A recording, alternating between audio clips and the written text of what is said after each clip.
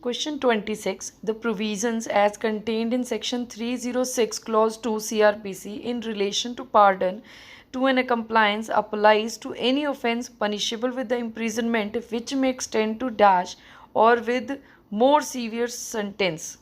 2 years, 3 years, 5 years, 7 years. Option D is right. 7 years. Question 27.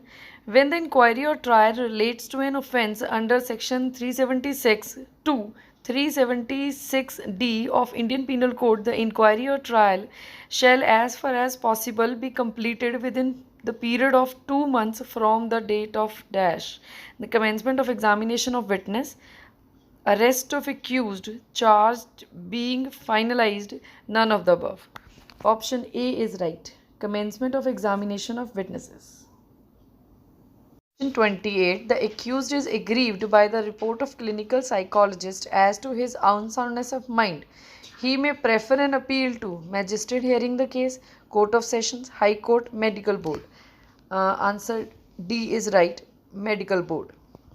Question 29. Magistrate shall inquire into the unsoundness of mind of the person against whom the inquiry being held when the magistrate has a reason to believe that such person is of unsound mind and consequently incapable of undergoing any punishment, of making his defense, of conferring with his counsel to be his own witness. Option B is right. Of making his defense. Question 30. Every state government dash the central government shall prepare a scheme for providing the funds for the purpose of compensation to the victims in collaboration with, in coordination with the permission of, in consultation with. Option B is right. In coordination with. Question 31. When the sentence of dash is passed by the High Court, a certified copy of the judgment shall be immediately given to the accused free of cost, whether he applied for the same or not. Death, imprisonment for life, imprisonment for 10 years, all of the above. Option A is right. Death. Question 32. Under Section 378, Clause 1 CRPC, who can direct the public prosecutor to present an appeal to the Court of Session from an order of acquittal passed by magistrate in respect of cognizable and non-bailable offence? District Magistrate, Chief Judicial Magistrate, High Court, none of the above. Option A is right. District Magistrate. Question 33. The sentence of imprisonment for a term is not set off against the period of detention undergone by the person during the trial of the same case when such a sentence is for the offence of rape, is for sedition, is in default of payment of fine, none of the above. Option C is right.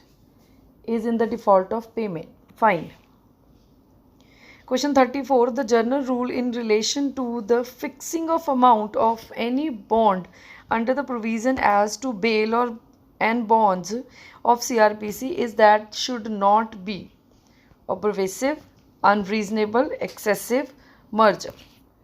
Answer C is right. Excessive. Question 35.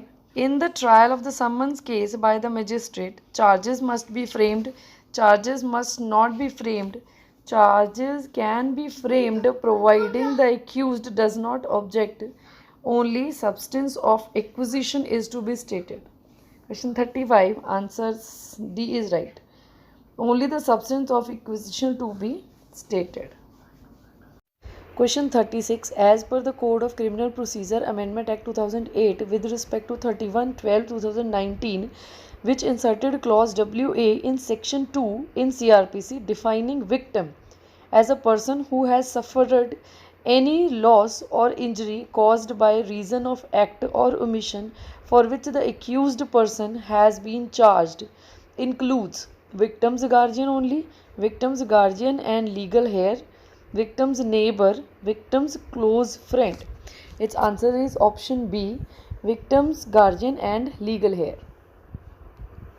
Question 37. A is accused of waging war against the government of India by taking part in armed insurrection in which the property is destroyed at X, troops are attracted at Y, and goals are broken upon in Z. X was present. A was present at X and Y, but not at Z. Occurrence at X and Y are relevant. Occurrence at X and Y and Z are relevant. Occurrence at X, Y and Z are not relevant. None of the above. Option D is right. None of the above. Question 38. The question before the court is whether document X is the will of A. Which of the following is relevant? Options are: A had consulted advocates in reference to making the will. A had caused drafts of wills to be prepared of which he did not approve. Option C is he had made inquiries as to the value of his estate which he bequeathed. Option D is all of the above. Answer is option D. Question 39. A is charged with the travelling on train without a ticket. The burden of proving that he had a ticket is on the ticket collector, A, the railways, none of the above. Option B is right. The burden of proof is on A. Question 41. A wishes to prove a dying declaration by B. The burden to prove that B is dead is on the state, family members of B, legal heirs of B, or on A. Answer is option D, on A. Question 42. Section 105 of Evidence Act requires that the court dash presume the absence of such the circumstances which brings a case within the purview of general exception in the Indian Contract Act. The court must presume, the court shall presume, the court may or ought to be. Option B is right. Court shall presume the absence of circumstances. Question 43. Section 108 of Evidence Act provides that when a man has not been heard for 7 years by who would dash have heard of him if he had been alive, the burden of proving that he is alive shifted on the person who affirms it. Naturally, normally, usually, ordinarily. Option A is right. Naturally.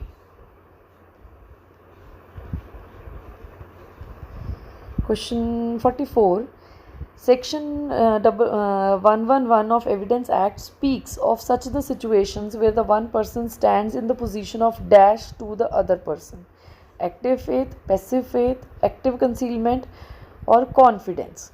Option C is right. Active concealment.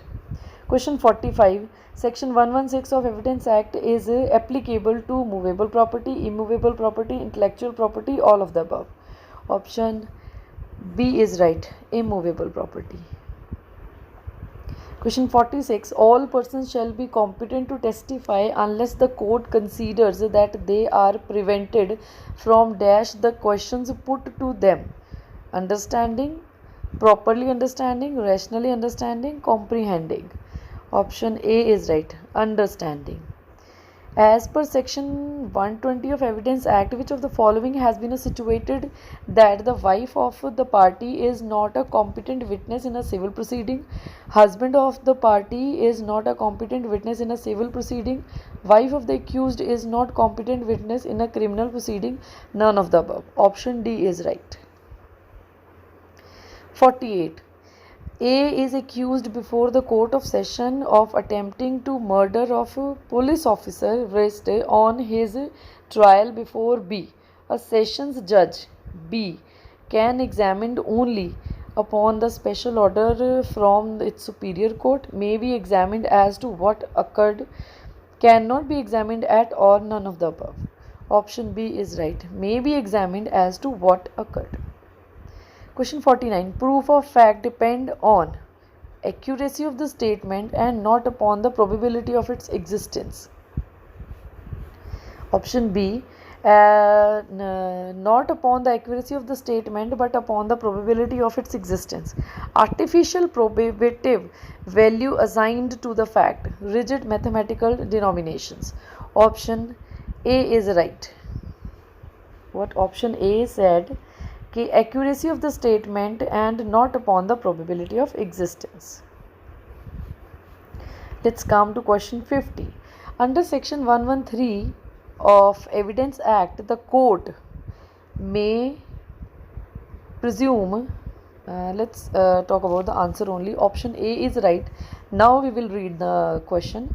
Under section 113A of Evidence Act, the court may presume, and under 113B in the Evidence Act, court shall presume.